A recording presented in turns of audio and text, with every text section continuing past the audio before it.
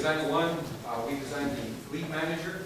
I would first like to introduce my colleagues and their contribution to the project itself. My name is Doug Payne, computer engineering. I contribute to the web development of this project.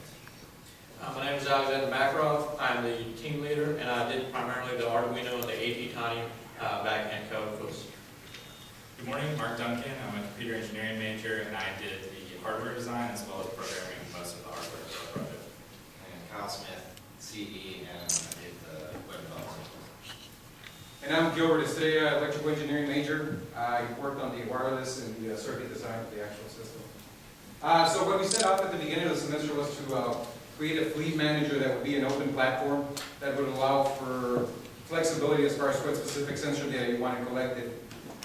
The way we achieved that, we ended up creating a microprocessor based on the Arduino platform, which collects information from various sensors via wireless transmission. This is done on wireless sensors on an ATtiny 885 microprocessor, which transmit at a 434 megahertz. Each of the various sensors that can be added, they transmit the information back to the main Arduino unit, which then sends it out into the cloud, where it can be pulled from a far-end fleet manager, which can collect the statistics pulled from the various sensors. Now, as far as the sensors that we have in the project, the first one, this is a wired portion of it, is obviously the standard OBD2 port on the actual cars, on-board diagnostics, which pulls the various codes and then stores them on the actual cloud as it pulls them. This can be used obviously for fault detection and for any of the other statistics that can be offered from the specific manufacturer. The other sensors that we'll be able to present, obviously, we have a temperature and cabin temperature. The thought behind this was a cabin temperature. It's a wireless sensor that would allow us to monitor if the vehicle was out or not running, and if there was a person inside of it, it would actually detect the actual temperature inside. We were working on another portion that we didn't complete this semester, where we would actually have a motion sensor that would allow to detect the person inside of it, and an actual server that from the fleet manager could actually lower the windows to maintain a specific temperature as can be achievable here in Texas. The other sensor was we're working on a carbon monoxide sensor that provides information as far as inside cabin.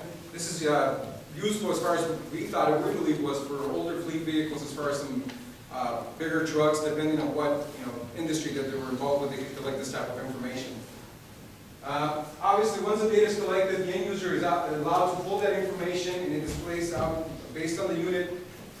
It's able to pull the GPS location, display the location where that user was at, and it's also able to display all the statistics as far as the average speed that it achieved throughout that time. For the next semester, we'll be working on adding an actual mobile app, which actually will be able to control the vehicle from remote, and we'll be adding other units for that portion of the project. That's all. Thank you very much. Any questions?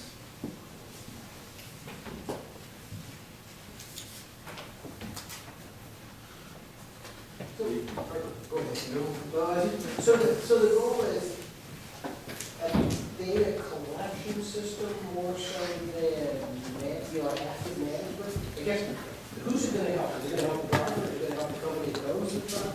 So it's two-part. So first of all, I'll speak to it. The first part is actually our project. The prototype is under $300, right? $300 just for one unit. Obviously, with economy of scales, we can now the price would actually document. So it could be used by a single person. In other words, an end user had decided, you know what, I have a teenager that started driving, and I want to monitor exactly what's going on from there. It's obviously that use for the end user. The second one is for industry, right? So we tried to design it where it could be for a wide range of use. That's why the wireless sensors allow for the flexibility for different types of sensor data that can be collected and managed. Now, as far as the management part, I agree. It's definitely a fleet manager. That's our intent, where we can add some additional control from the far end device. But I think we're working on that portion of it. I think right now it's more of a fleet supervisor, if anything, right? But we're working on that side. I hope that answered your question. Data collection, where is that done? And how is that? Is it uploaded? So how does that whole scheme work in terms of data collection and identification? From the hardware side, it's collected via the actual main microprocessor, and then it's sent out to the cloud. I can speak to that. A portion of the cloud as far as the database. So the data gets gathered from different sensors, and then it gets transmitted over RF frequency to the receiver unit. All of that gets compiled together and sent as a single data packet string via AT&T's 3G network. It's actually got a SIM card on it, and then it does processing on our PHP RESTful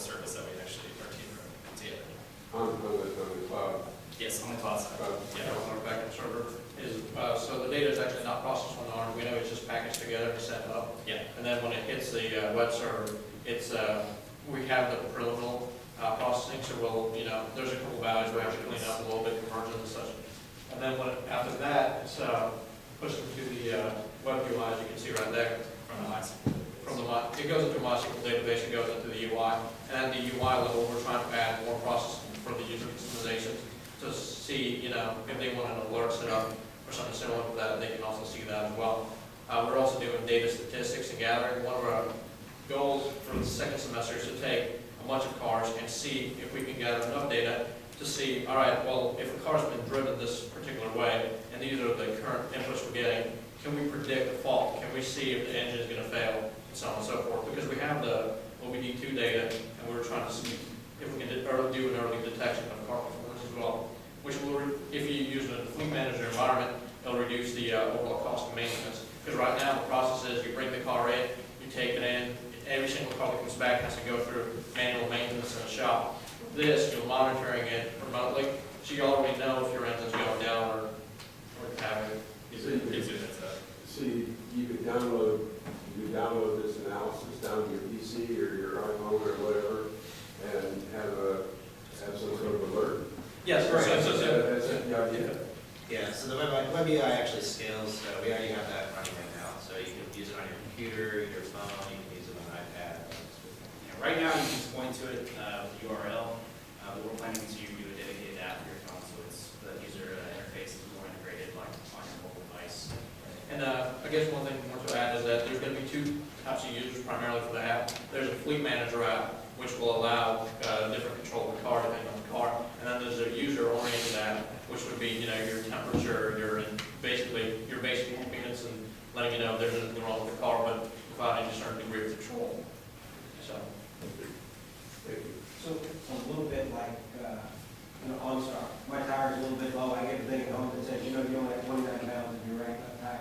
Yes, it is precisely like OnStar. But the idea, the difference between OnStar and this, OnStar is an integrated system that comes with GM vehicles only. This goes into any system. First of all, it's an open platform, so other people can develop sensors. Second of all, and this is important, is that this can go into any vehicle after 1996. So it doesn't have to be a GM vehicle. It doesn't have to be a Toyota. So it's a vehicle agnostic. 1996 is when the OBD2 standard became official, and that's when it became being implemented into cars. 1993 is when it was released. 1996 is the first year where all the cars after that year had an OBD2 port. It's less standardized, basically, a little bit of that. So the one part is, so this uses the driver's cell phone, or how do you get the information? The unit itself, It's a Okay, so you have to buy a service then from AT&T or somebody to? absolutely, yes. You got a contract for you?